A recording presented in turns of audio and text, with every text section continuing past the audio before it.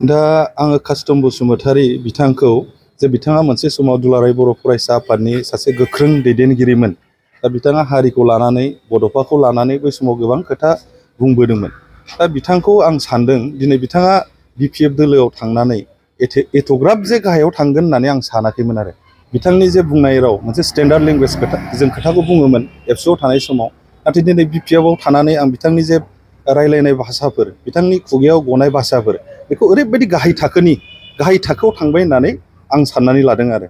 दा जियानो हक बिथाङा बुंदों जाहैदों प्रमद बर' सारखौ जे बड'फा उपेन्द्रनाथ ब्रह्मनि मुंखौ खुगायाव लायाब्ला मोजां होननानै। अबसे आं नुवाखै, गोबां मानसियानो आंखौ बुंदों बा नोंथांमोन सोंनायावसो आं किसुमान खोथाफोरखौ आं मिथिबाय।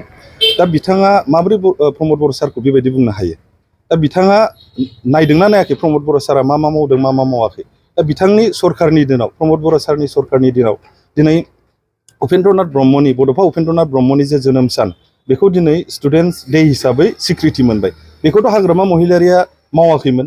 दा बेखौ प्रमद बर' सारनि दिनाव मावनाय जाबाय। आरो दिनै प्रमद बर' सारा बड'फा उपेन्द्रनाथ ब्रह्मखौ सनमान होनानै बिथांनि नामजोंनो बड'फा सुपार 50 मिशन बेखौ खालामदों। बेखौथ' हाग्रामा महिलारिया खालामाखैमोन। आरो बेजों लोगोसे बड'फानि मुंजों जे बड'फा लाइभलिहुड मिशन, बे लाइभलिहुड मिशनखौबो प्रमद बर' सारा बड'फानि मुंजोंनो खालामनाय जादों।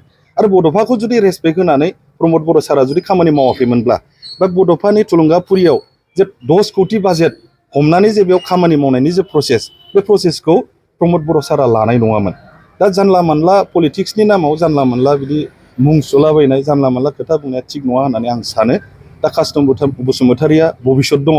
दा बिथांनि बैसोआबो दासिमबो एसेबांखिनि जायाखै। बिथाङा सासे गोरों व्यक्ति, बिथाङा समाजावबो कन्ट्रिबिउसन होबाय।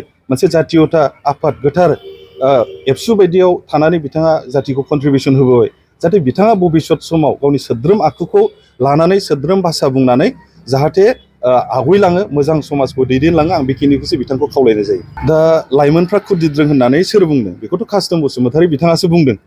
दा लाइमोनफोरजों बिथाङा सावरायदोंना सावरायाखै आं मिथिया। नाथाय लाइमोनफ्रा जोंजों जे रोखोम कानेक्सनाव थादों, इडुकेटेड लाइमोनफ्रानो होन, जायफोर बिथांमोनहा माने इडुकेटेडबो नङा, जाय बिथांमोनहा MA BA पास जायाखै, बिथांमोनजोंबो जोङो जगाजगआव थादों। आरो बिथांमोनहा ओरैबायदि मोनसे जोंनि सरकारनि सायाव, प्रमद बर' सारनि सायाव ओरैबायदि मोनसे माने बाख्नायनाय भाषा बुंदों जे प्रमद बर' सारा जे जोंनि लाइमोनफोरखौ लानानै जे स्पर्ट्सआनो जाथों, दा थिग बिदिनो इडुकेसन सेक्टरानो जाथों, स्किल डेभेलपमेन्टनि किसुमान खामानियानो जाथों, बेखिनि खामानि मावनायाव लाइमोनफ्रा प्रमद बर' सारखौ ओरैबायदि बाख्नायदों। आरो दिनै नोंथांमोना ससियेल मिडियायावनो नुबाय थादों, दिनै लाइमोनफ्रा लोब लोब UPPL दोलोआव बाहागो लादों। बेयाव लेखा गोरों लाइमोनफोर, जायफोर BA पास जानाय, MA पास जानाय लाइमोनफ्रानो दिनै UPPL दोलोआव सानफा एफा लोब लोब हाबफैनायखौसो जों दिनै नुनो मोनदों। दा लाइमोनफ्रा बे बोराबदों मादों होननाय बे कास्टम बसुमतारीनि बेक्तिगत मन्तब्य, बेयाव जोंहा जेबो गोनो गोथो बुंनांगौ खोथा गैया। थ' अपजिसनफ्रा बेखिनि बाथ्राखौ बुंखागोनखा। जोंबो अपजिसनब्ला जोंबो रुलिंनि सायाव बेखिनि खोथाखौ बुंखागोन। जिहेतु गावबा गाव पार्टिखौ स्ट्रं होननानै बयबो पार्टियानो बुंनानै लाखायो।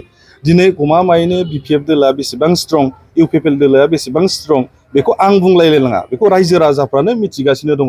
दिनै BPF दोलोआ बेसेबां बियाब देरहानो थांगासिनो दं, बा UPPL दोलोआ बेसेबां बियाब देरहानो थांगासिनो दं, बेखौ रायजो राजाफ्रानो मिथिगौ।